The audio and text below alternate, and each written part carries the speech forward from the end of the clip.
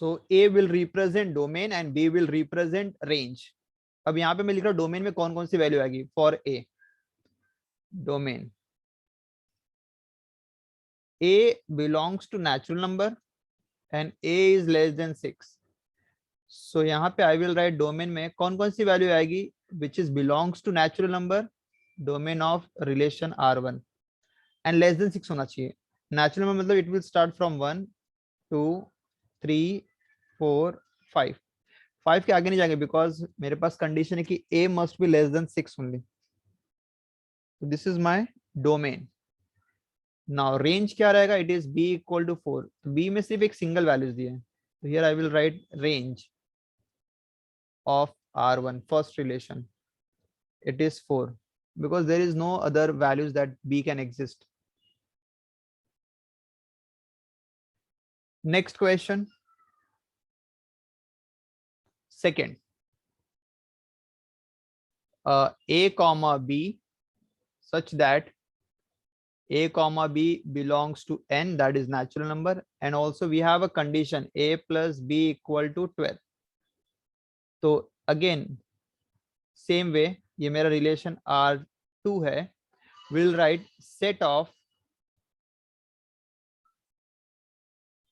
values of a are my domain and set of values of b are my codomain. लेकिन अभी a और b की value find out करने की possibility क्या है, तो as it is given as a and b belongs to natural number. Natural number means what, कि मतलब a and b can start from 1 2 and so on, कोई भी वैल्यू मैं दे सकता हूँ। But parallel we have infinite values, but उसमें से कौन कौन सी वैल्यू लेना है और b के लिए which satisfy the given condition कि a plus b must be 12। So condition होना चाहिए a plus b must be equal to 12। तो इसका अगर मैं r फाइंड आउट करूं, दैट इज रिलेशन 2 में कौन कौन सी वैल्यू आएगी, तो ऐसे से कौन से पेयर हो सकते हैं जिसको ऐड करने पर 12 आए, तो 1,11 हो सकता है ए और बी, 2,10 हो सकता है। अभी ए को इंक्रीज करो, 1 हो सकता है, 2 हो सकता है, अगर 3 लूंगा तो 3,9 हो सकता है, 4,8 हो सकता है, 5,7, 6,6, 7,5, 8,4, 9,3, 10,2 and 11,1. These are the values or ordered pair in relation to. अब यहाँ से मैं डोमेन और रेंज इजीली निकाल सकता हूँ। डोमेन मतलब a की वैल्यू और रेंज मतलब b की वैल्यू। तो डोमेन में तुम्हारे पास कौन कौन सा, और इतने ही मैक्सिमम पॉसिबिलिटी, इसके अलावा नहीं आएंगे। तो डोमेन में कौन कौन सी value, it will be 1 2 3 4 5 6 7 8 9 10 and 11। This is my domain. Range में वैल्यू क्या रहेगी, 11 10 9 8 and so on till 1। But again values अगर सीक्वेंस में लिखेंगे तो बेटर रहेगा, यू कैन स्टार्ट फ्रॉम 1। जरूरी नहीं कि मतलब तुम 11 10 लिखे तो ही जरूरी है, इट कैन बी एनीथिंग, कोई भी ऑर्डर में लिखो। अगर किसी ने 11 10 9 8 7 6 5 4 3 2 1 लिखा तो भी करेक्ट है। एंड अगर किसी ने सीक्वेंस में इसको अरेंज भी कर दिया 1 2 3 4 5 6 7 8 9 10 11, सो अगर वैल्यूज इंटरचेंज करके प्रॉपर सीक्वेंस में किया तो भी चलेगा। This is my what, domain and range. So whenever the relation is given, I can easily find the domain and range. Third question, इसमें ऑलरेडी रिलेशन दिया हुआ है, it is given as third relation R3।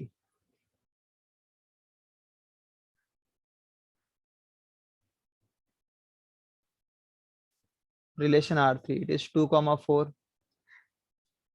2,5 2,6 and 2,7।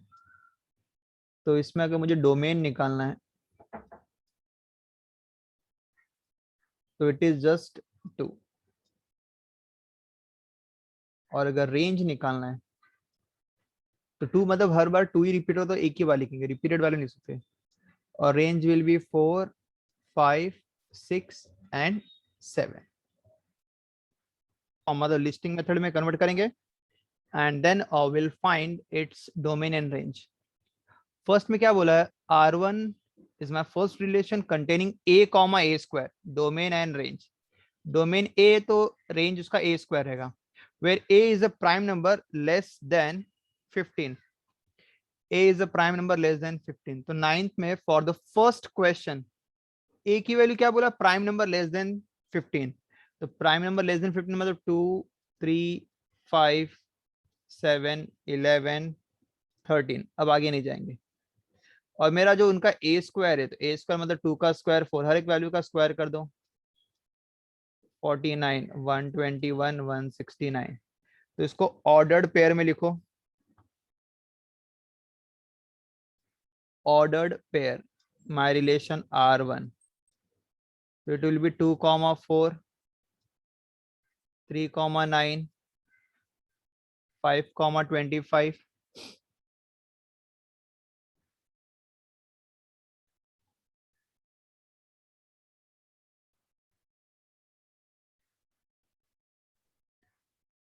5, 25, 7, 49। पहला ए और दूसरा उसका square है, 8, sorry 7 के बाद 9, सॉरी 7 के बाद 11, सो 11, 121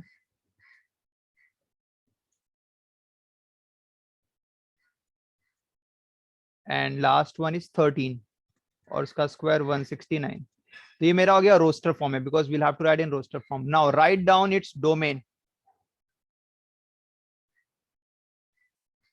डोमेन मतलब एक्स की वैल्यू, मतलब फर्स्ट वैल्यू। तो डोमेन में तुम्हारा क्या आएगा, 2, 3, 5, 7, 11 एंड 13। रेंज मतलब वाई की वैल्यू।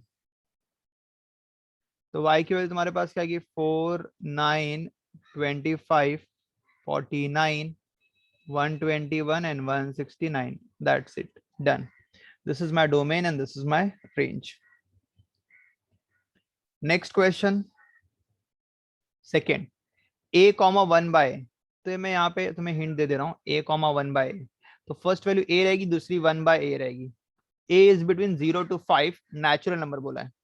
तो मतलब a की वैल्यू तुम्हारे पास क्या हो सकती है, इट कैन बी 1, 2, 3, 4 और 5 इक्वल टू है तो 5 भी इंक्लूड रहेगा।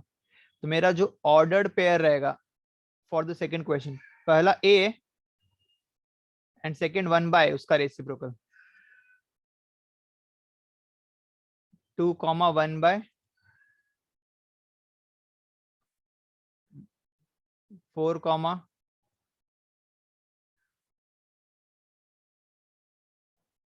and that's it. So this is your answer। तो इसका मतलब you can find easily domain and range from here। ठीक है। 10th क्वेश्चन में भी वही है, find the range of R निकालना है। तो आर का रेंज निकालना मतलब तुम्हें पहले वो सेट बनाना कि कौन कौन से सेट बनेंगे and then you have to find the range from it. तो 10th question is again for practice. 11th question, तो इसमें डोमेन क्या रहेगा, इसका ए का वैल्यू डोमेन और range 1/1, 1/2, 1/3, 1/4 and 1/5 will my range. Now question number 11th।